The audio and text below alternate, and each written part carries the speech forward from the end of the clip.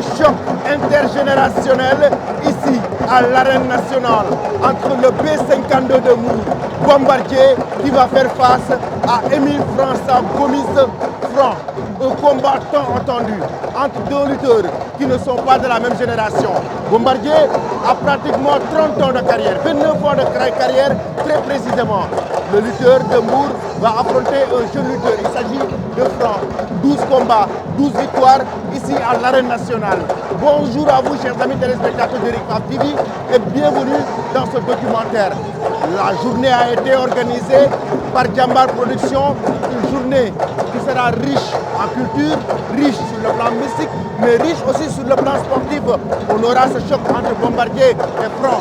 Certes, mais il y aura aussi un autre choc, un combat spécial très attendu. Ce sera entre le lutteur de Parcelles Talfa, appelé Gamer, face à Youssou Ndour, le fils de Feu Balla Gaye 1. Mais aussi on aura Samara qui fera face à Niang Ballo. Ça va être ici, à l'arène nationale. Trouvez-moi pour l'ambiance, trouvez-nous en même temps aussi tout ce qui tourne autour de l'arène nationale avec les coulisses. À tout à l'heure.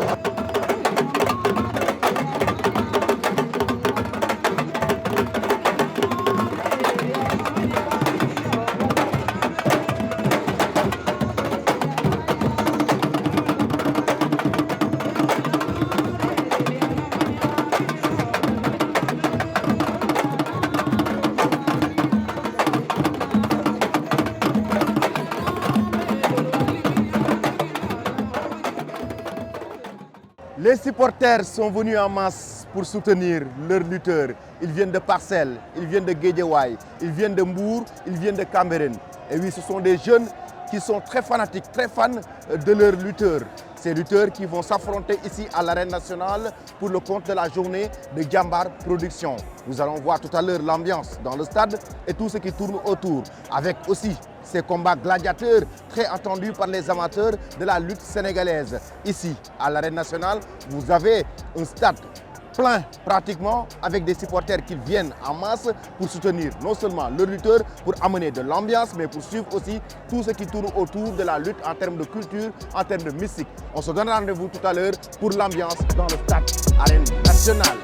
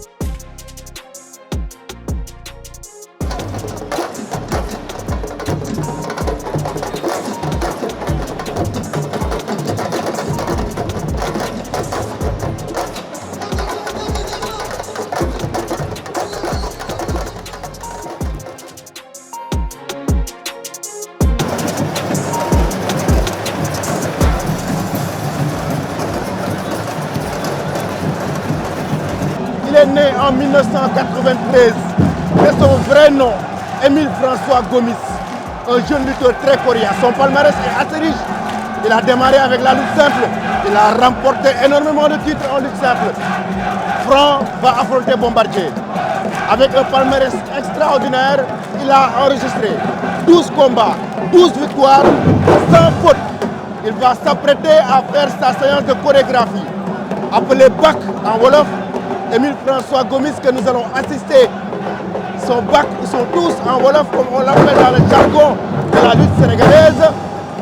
Regardons Émile François Gomis, appelé Franc, qui affrontera Serigne Dia, le B52 de Bour Bombardier, dans quelques minutes. Émile François Gomis avec sa séance de chorégraphie. Regardez bien.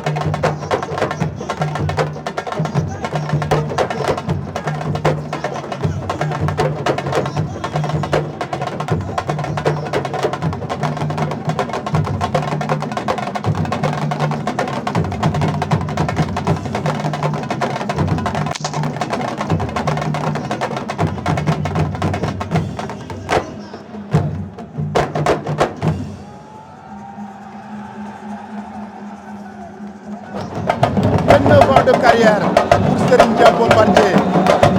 Parcours sans faute pour Serigne Dia Bombardier. Le B52 de Mbour a remporté 2 fois le titre de roi des arènes. En 2002, devant Mohamed Tyson. En 2013, devant Balla Gaye 2 et Serigne Dia Bombardier. Pratiquement est en fin de carrière certes, mais va apporter un jeu très coriace. Va apporter un jeu très dynamique, un jeu très engagé. Il s'appelle Émile François Gomis.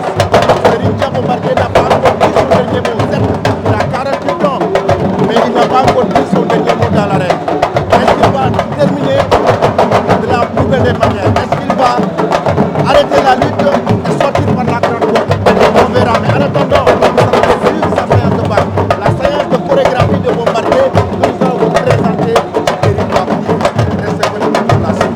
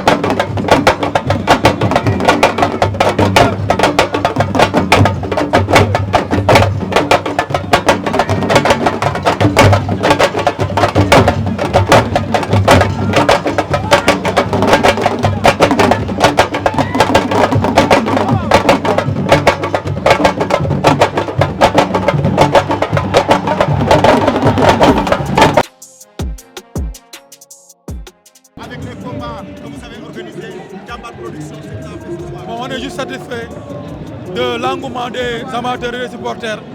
C'est une journée exceptionnelle et vraiment je tiens à remercier tous les amateurs de lutte, tous les supporters et je prie que les combats puissent se terminer dans la paix et la sérénité et que tout chacun puisse regagner chez lui tranquillement.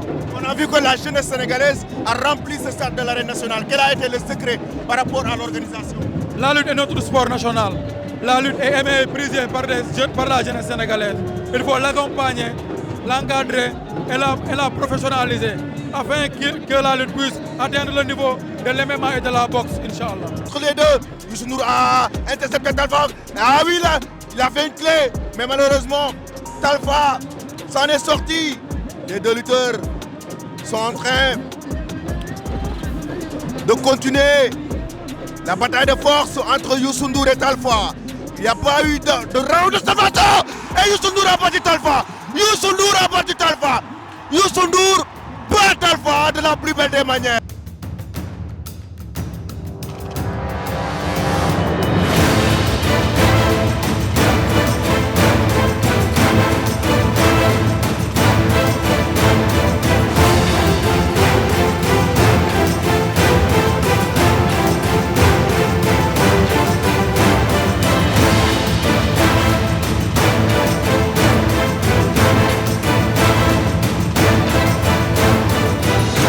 Nous sommes le 1er mai 2024, c'est la fête du travail.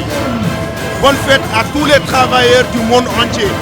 Bonne fête à toutes ces personnes qui se battent corps et âme, matin et soir, pour gagner leur vie dignement. Le travail, comme l'avait évoqué Voltaire, éloigne de nous trois grands mots: l'ennui, le vice et le besoin. Et c'est ce même travail que ces jeunes sont en train de faire. On parle même de sport business. Et ce sport business est pratiqué par ces jeunes. C'est un travail, la lutte sénégalaise. Ces jeunes sont en train de travailler, raison pour laquelle vous avez assisté à un stade plein, raison pour laquelle vous avez assisté à un combat, à des combats électriques.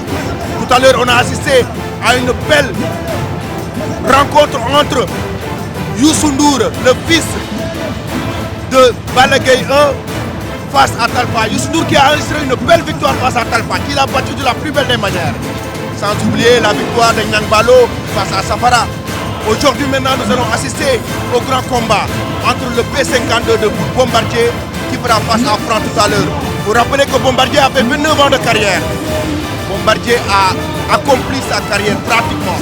Il va faire face à Franc qui a enregistré 12 victoires. 12 victoires en 12 combats. Tout à l'heure, vous aurez ce grand combat, ce grand duel pour ce choc intergénérationnel entre ces deux grands gladiateurs. A tout à l'heure, ici, dans l'arène nationale. Et c'est parti entre Bombardier et Franc, l'arbitre qui donne le coup sifflé de ce beau duel intergénération. C'est parti, il n'y a pas de round d'observation entre Bombardier et Franc. Bombardier, balancement des bras. Bombardier qui marche sur Franc. Qui essaye de donner sa main droite, Bombardier un coup. Et oui, la bagarre. Et ils ont enchaîné avec la bagarre. Bombardier, bagarre. Carrément de Bombardier, Franc. Franc qui vient dans le cirque. Franc à sa Bombardier. Il l'a battu. Il l'a battu. Franc l'a battu. Franc a battu Bombardier. Franc a battu Bombardier. Franc a battu Bombardier. Franc a battu Bombardier. La belle victoire de Franc. Une magnifique victoire de Franc. Et c'est fini. Gomis, Émile François Gomis entre dans le cercle restreint des plus grands lutteurs de l'arène sénégalaise. C'est magnifique. Émile François Gomis, pas Bombardier, de la plus belle des manières. Et oui, il a privilégié la lutte pure. C'était évident.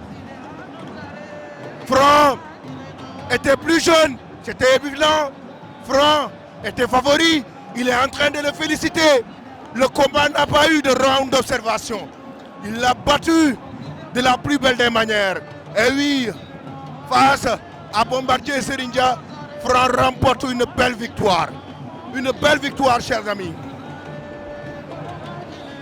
Une victoire incroyable qui permet Franc maintenant, désormais, d'être carrément dans le cercle des VIP. Aucun lutteur ne peut plus se permettre, aucun lutteur ne peut plus se permettre.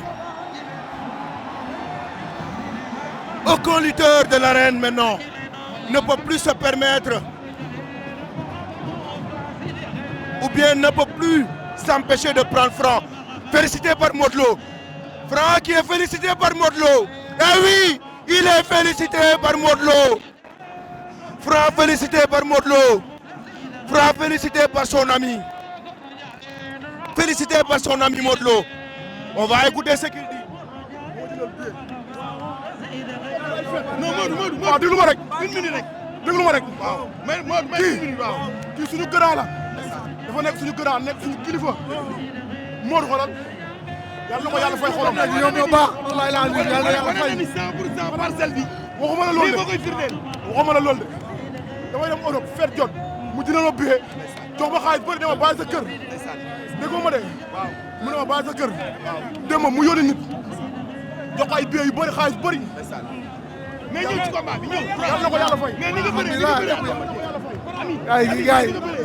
ni nga bëree mais Modou kontaan bu baax alhamdulilah Modou nga gis Franc tey ñu bëree ak Bombardier waaw xam nga lii la liggéey xam nga amul woon lu doon xalaat ci Bombardier wax dëgg yàlla Bombardier d'abord di ko encouragé champion la gaynde la tey bu demul woon lii booy yi duñ mën a yegsi mais moom it xam nga wàcce boobu may booy chance loolu lu rafet la di ko encouragé Franc di ko ñaan incha allah yàlla mu dégg mu ñëw ci làmb incha allah.